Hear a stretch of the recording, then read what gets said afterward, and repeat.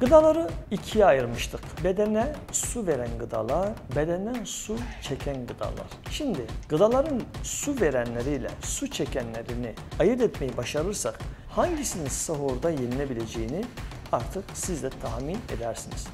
Ne kadar çok yerseniz, hele hele yediğiniz hamurlu bir gıda ise, ne kadar çok yemişseniz, sizin yediğinizin miktarınca fazla acıkacağınızı bilmiyorsunuz.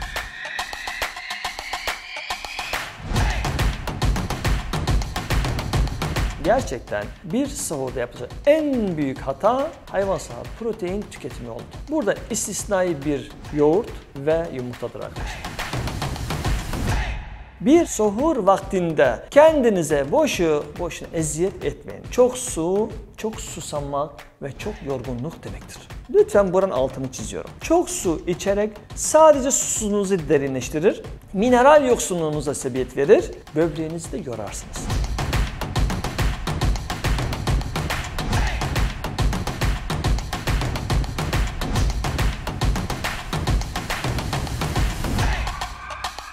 Herkese tekrar merhabalar. Güzel bir ayın başlangıcı, Ramazan'ın tüm güzelliği ve detoks ile, temizlenme ile, ruhsal ve bedensel temizliği birlikte getirsin dileğiyle herkese hoş geldiniz diyorum. Evet, kanalımda daha evvel tıbbi beslenerek, aç kalmadan, susamadan, yorulmadan oruç tutmak üzerine bir video paylaşmıştım.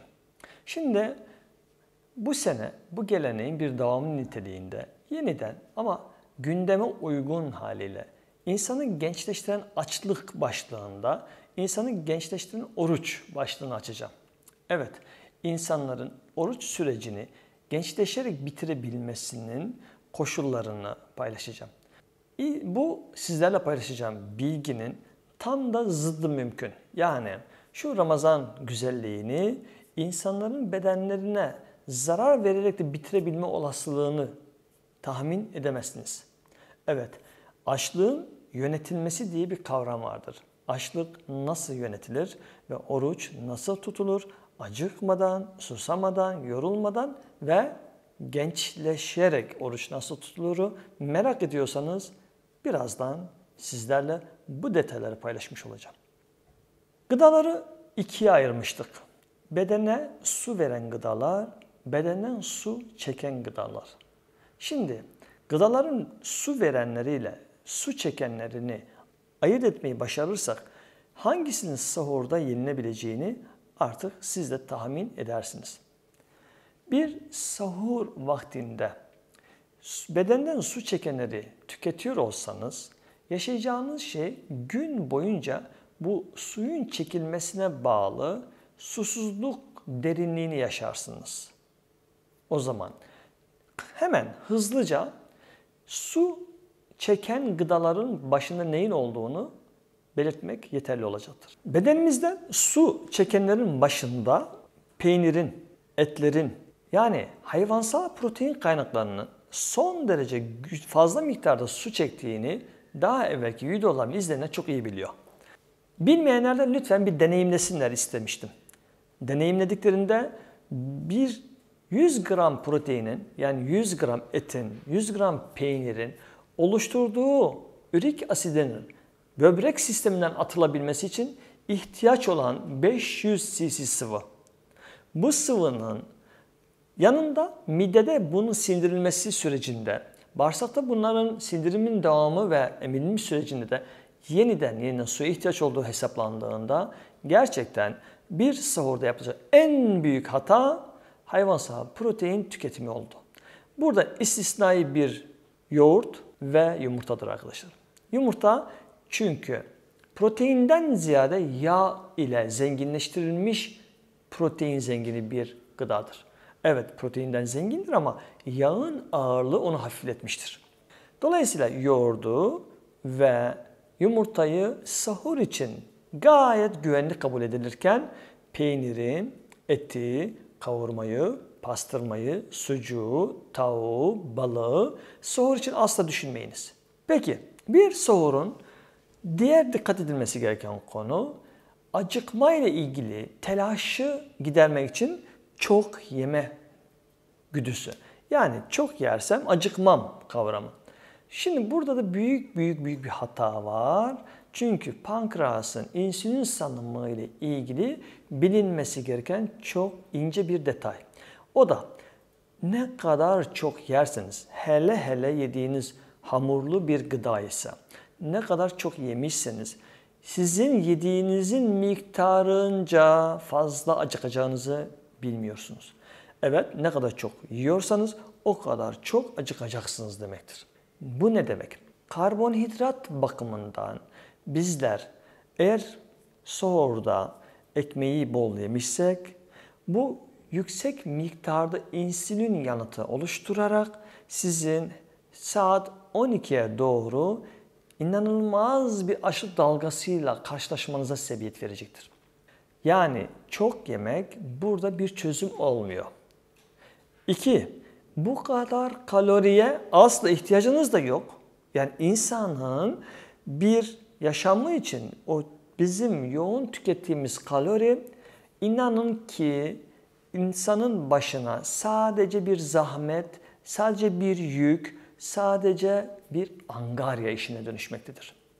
Bizler bu fazla miktardaki kaloriyi ne yapacağız derdine düşmekteyiz. Fizyolojik yanıtından bahsediyorum. Bizim bu kaloriye, bu karbonhidrata ihtiyacımız yok. Abartıyoruz. Bunu abarttığınızı Ramazan'ın ileri günlerinde çok iyi fark edeceksiniz. Az yediğinizde kendinizi daha rahat, daha yumuşak bir açlık geçişi yaşayacaksınız. Bu açlık geçişlerindeki o yumuşaklığı bir kere tadarsanız bu sözün ne demek olduğunu daha anlaşılmış olacak. Dolayısıyla az karbonhidratlı bir sahur makbul bir sahurdur. Kural bu. Yani ne kadar az ekmek, ne kadar az pilav sizin için daha doğru olacaktır. Burada da anlaştıysak açlık keskinliğini neyin belirlediğini anlamış olduk. Susuzlukla ilgili bir şey. Bir kural. Susuzluğu en aza indirmek, suyu bedeninize düzenli olarak saatler içerisinde yavaş yavaş aktaran besinleri tercih etmek. Yani suyu tutan bir besine ihtiyacınız var. Suyun neyin tarafında tutulduğunu söylesem şaşarsınız. Su yağlar tarafından tutulur. Çünkü yağlar sularla miçelizasyona uğrar ve su ile birlikte taşınır. Emilimi yavaş olduğu için saatler içerisinde sizin halen vücudunuzdan suyun kana geçişi devam etmektedir. Yağların metabolizması anında da su açığa çıkarak susuzluk ile ilgili süreçlerinizde size destek olmaktadır. İkinci su kaynağınız çok ilginç. Salatalar, havuç, turp, lahana, brokoli ile avokado ile hazırlanmış salat, kırmızı pancar veyahut da bütün bunların her biri sizin için mükemmel bir su kaynağına dönüşür. Çünkü bunları iyi çiğnemiş olmanız koşuluyla diyorum bunu. İyi çiğnenmemiş bir kırmızı pancar, bir havuç, bir turp veyahut da bir lahana size sıkıntıdan başka bir şey olmaz. İyi çiğnenmek şartıyla diyorum. İyi yağlanmış olma şartıyla. Çünkü bu salatalardaki değerli A, D, E, K vitaminlerinin bedeninize aktarılabilmesi için bu yağa ihtiyacınız var. Bunların içeriğindeki sıvıların, suların kana geçerken geçişi anında miçelizasyona uğrayarak kontrollü salınımı sağlar. Aksi halde bu sular düşündüğünüz gibi olmuyor. Siz susamamak için bol miktarda ama çok miktarda su içtiğinizde o suyun vücutta durabilme süresi 5-6 saatten uzun olamaz. Ama onu bir taşıyıcıya teslim ederseniz, taşıyıcıyla bedene aktarırsanız, taşıyıcı onu 20 saatte tutar, 40 saatte tutar. Ne demek istedim? Onu bir yağ ile birleştirmişseniz, onu bir O bahsettiğimiz salataların içerisindeki fitokimyasallarla bütünleştirmişseniz onun hücre aktarımı, sitoplazma geçişleri mümkün olacağından renal sistemden atılımı gecikir. Bu osmotik bir denge dediğimiz, aslında tıbbi ifadelere girmek istemediğim için detaylara girmiyorum. Orada bir denge kuralı işler ve hücre zenginleşmesi gerçekleşir. Hücre içi gerçekleşen zenginlik, sıvı zenginliği sayesinde sizin suyunuz depolanmış olur. Aksi halde bu suyu renal sistemine atarsınız. İçtiğiniz çok su sizin susuzluğunuzu gidermez. Peki, içtiğiniz fazla suyun bedeninizden ayrılırken bol miktarda mineralle atıldığını kim bilmiyor? Aslında herkes biliyor. Hiç kimse idrarını saf su atamaz. Herkesin idrarı bol minerallidir. Peki içtiğiniz fazla su mineralle atılıyorsa, fazla atılan minerale sebebiyet vererek siz halsizliğinize ve yorgunluğunuza ve açlığınızın derinleşmesine sebebiyet verdiğinizi bilseydiniz, sahurda içtiğiniz suyun miktarının ne kadar önemli olduğunu anlatmama gerek var mı? Bir sahur vaktinde kendinize boşuna eziyet etmeyin. Çok su, çok susamak ve çok yorgunluk demektir. Lütfen buranın altını çiziyorum. Çok su içerek sadece susuzluğunuzu derinleştirir, mineral yoksunluğunuza sebebiyet verir, böbreğinizi de yorarsınız. Tam aksine çoğunuz şöyle biliyor, çok su içersem böbreğimi koruma altına alırım. Hayır, suyu yağlarla tüketmişseniz koruma altına alabilirsiniz. Suyu direkt içerek kimse böbreğini koruma altına alamaz. Gelelim, bu gençleştiren açlık ne ya? Gençleştiren oruç ne? Sorusunun cevabına doğru geçeceğim. Nasıl gençleşerek bir Ramazan'ın sonuna gelirsinizin cevabını bulacağız. Evet, suyun tüm faktörler, yani anladık. Karbonhidratı ne kadar almamız gerektiğini anladık. Neden az almamız gerektiğini anladık. Proteinden neden uzak durmamız gerektiğini anladık. Şimdi bizi acıktırmayan bir sahur ne sorusunun cevabını da anlamak vakti. Bizi acıktırmayacak şey ne biliyor musunuz? Bir, besin zengini olmalı. Değil mi? Açlıktan kastettiğim şey besinden yoksunlaşmış bir hücre açlık duyusunun gerçek sebebidir. Gerçek açlık hücre düzeyindeki yoksunluktur. O zaman hücreyi sıra dışı besleyen bir gıda. Biz bunlara mikro besin grupları diyoruz. Yani besin anlamında yüksek besin, yani bol miktarda mineralli, bol miktarda polifenol içeren, bol miktarda antioksidan içeren gıdalara odaklanıp kalori değerleri son derece hafifletilmiş, bizim kalori anlamında bir sorunumuz yaşanmaz. Esas problem bedenin enerji kaynaklarını yönetmekle ilgili bir problemimiz var bizim. Depolar dolu. Bizim depolarda sorunumuz yok. Bizim problemimiz depolara ulaşabilmek, depoları boşaltmakla ilgili problemler yaşıyoruz. Yoksa hepimizin bedeninde 40 gün, 100 gün yetecek kadar enerji kaynakları mevcut. Biz bu enerjileri yönetemiyoruz. Hani ülkemizin hali gibi. Aslında yeraltı zenginliklerimiz dolu. Ama mesele şu, zenginliğe ulaşmak, bu zenginliği değerlendirmekle ilgili problemimiz var. Yoksa bu kaynakları doğru kullanan bir ülke olsak hepimiz milyoner olacak kadar zenginliğe aslında sahibiz. Geçiyorum orayı. Beslenmenin siyasetine girmeyeceğim. Esas girmek istediğim konu şu. Yönetim. Yönetici kim? Bedenin fizyolojisindeki ana yöneticiler antioksidanlar, mineraller ve aromatik yağlar, aromatik bitkiler. Bu bitkilerden zenginleştirilmiş beslenmeyi sahura taşıyanlar yönetim merkezini sağlamlaştıran kişilerdir. Şirketin yönetim merkezini artık daha kolaylıkla hale getirdiniz. Biz şimdi bunlara dokunalım. Burada ne var? Kıymetli arkadaşlar, sahurun yönetiminde en başta gerçekten vücuda suyu kolaylıkla aktarabilmeliyiz. Bağırsak sistemini hayal ediniz.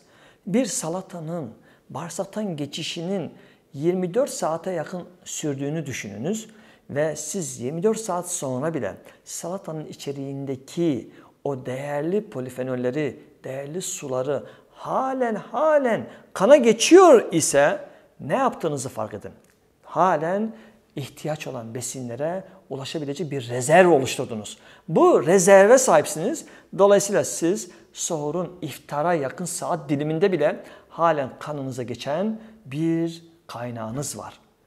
Dolayısıyla bir sahur vaktinde en dikkat ve en gözde olması gereken şey hakikaten yeşillikleriniz, salatalarınız bulunuyor ise. Ve burada mikro besin grupları dediğimiz besinler. Moringa bir mikro besindir. Klorofil de bir mikro besindir. Bunun yanında aklınıza gelebilecek, sizin aklınıza gelebilecek mesela dereotundan yapılmış bir smooth veyahut da lahanadan yapılan bir smooth veya avokadodan yapılan bir smooth veyahut da aklıma şimdi gelen yani sizin için son derece muhteşem niteliğinde smoothie'ler hazırlamak. Smoothie nedir? Bu smoothie'lerin özelliklerini birazcık açacağım ve böyle bir şeyi sahurda yapıyor olmanızın sizi gençleştireceğinden bahsedeceğim. Bu çalışmaları ben yapmadım.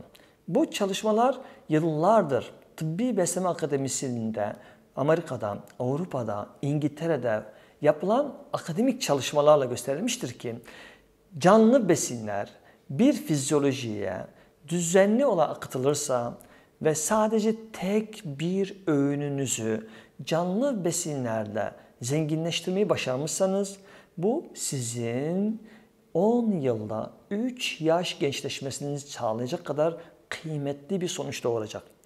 Bunu biliyorsanız ve bunu duyduysanız hanginiz kulağınızı kapatır ve bunu duymazlıktan gelebilir? Bakın bu küçük bilgi bize diyor ki bedenin aslında sağlığı için düşünüldüğü gibi çok anormal böyle bilgiye ve çalışma ihtiyaç yok. Basitleştirmek. Smoothie dediğin şey o kadar basit ki. Bunun içinde çok değerli fonksiyonel yağlarımız var. Çok değerli protein kaynağı olan keten tohumu, susam veya da ceviz, fındık gibi protein kaynakları var. Bunlar aynı zamanda çok özel yağlardı. Beraberinde getirir ve inanılmaz değerli aromatik yağlar da içerirler. Bir diğeri baharatlardan zengindir. Bir diğeri sirkelerden zengindir. Burada sirke ne iş yapar, baharat ne iş yapar? Baharatın görevi beden fizyolojisinde az önce anlattığım o depolanmış yağların fizyolojiye kazandırılabilmesi işidir. Yani yeraltı zenginliklerimizin toplumun yararına sunulabilmesi içindir. Ne yapar baharat? Habercidir. Öyle bir haber gönderir ki fizyolojiye, hey hey der. Bütün o reseptörel kapılarınızı açın. Enerji kaynaklarına buyur edecek yolakları açar. Yani hormonal sistemi aktive eder. Hormonal sistemin aktivasyonu sayesinde enerji sisteminiz çalışmaya başlar. Yani hep şunu söylerim. Siz dünyanın en değerli besinlerini de yeseniz, eğer baharat zengini oluşturamamışsanız, baharatlardan yoksunsanız, böyle hekimlerimizin önerdiği şekilde tatsız, tuzsuz, pul bibersiz, kekiksiz tarzı böyle bağışlayın ama lütfen bağışlayın. Hekim arkadaşlarım da beni affetsinler. Koyunun önüne koysan haz almayacak o gıdalar ile hastaları iyileştirme çabası gösteren meslektaşlarıma burada şunu ifade edeyim. Burada sistem çalışmıyor. Burada sistem tıkanıyor. Çünkü hormonal sistemi aktive edilmemiş insanlar artık bedensel sistemler tıkanma ve söz konusu olan o kıymetli gıdayı gören gözünü kaybediyor. Siz şöyle hayal edin lütfen. Dünyanın en muhteşem sarayına gidiyorsunuz ama kimsenin haberi yok. Girdiniz içeriye ve bu içeride size bakan kimse yok. Çünkü kimsenin haberi yok. Dolaştınız, kapı kapı gezdiniz. Kapı kapı dolaşıyorsunuz ama kimse size kapı açmıyor. Bu ne demek istiyor biliyor musunuz arkadaşlar? Siz dünyanın en muhteşem sarayındasınız ama kimsenin haberi olmuyor ve siz dünyanın en değerli sanatkarısınız ama kimse sizin geldiğinizden haberi yok. Bakın, fizyolojinin kurallarını söylüyorum şimdi. Fizyoloji bir reseptörel uyumlulukla çalışır. Bu reseptörlerin açılımını sağlayan şey hormonal sistemdir. Hormonal sistemi aktive eden şey baharatlardır. Baharattan yoksun beslenen bir sahur sizin bahsini ettiğim o kapıların tek tek vurularak haberdar edilmesidir. Hey der saraya, muhteşem bir müzisyen gelmiş, muhteşem bir sanatkar gelmiş bilgisini iletir. Bu bilgiyi almamış olsa o sanatkar girer çıkar. Siz çok kıymetli şeyler yiyip muhteşem gıdalarla besleniyor olmanın böyle zarif ortamında kendinizi kandıra durun. Hiçbir hormonal yanıt oluşturmadan o muhteşem besinler içeri girer, gezer, dolaşır, çıkar.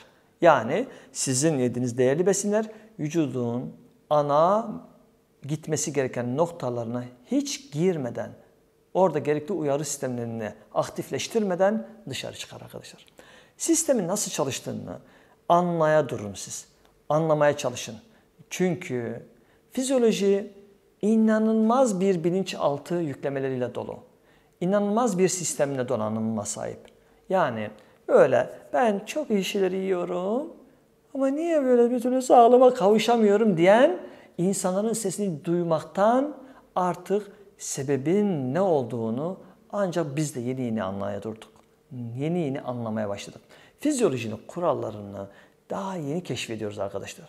Bu yüzden bu kanaldan öğreneceğiniz çok daha şeyler var. Bu kanal bir mektep. Burası bir mektep gibi görev görüyor ve sizin her bir videodan çok da muhteşem bilgilere ulaşabilmenizi istiyor ve diliyoruz.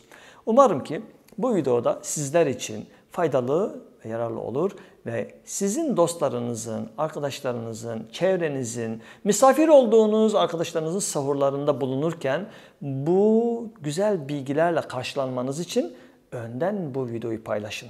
Paylaşarak o dostlarınız sizi davet ettiğinde nasıl bir sahur bulacağınızı görmüş olun. Bu arada ikinci videomuz iyi bir iftar. Evet, sizin için doğru ve muhteşem bir iftar nasıl olmalı? Açlığın yönetiminin ikinci videosunu iftara doğru bölümünü sizlerle paylaşmış olacağız. Keyifle kalın, hoşça kalın, sağlıkla kalın.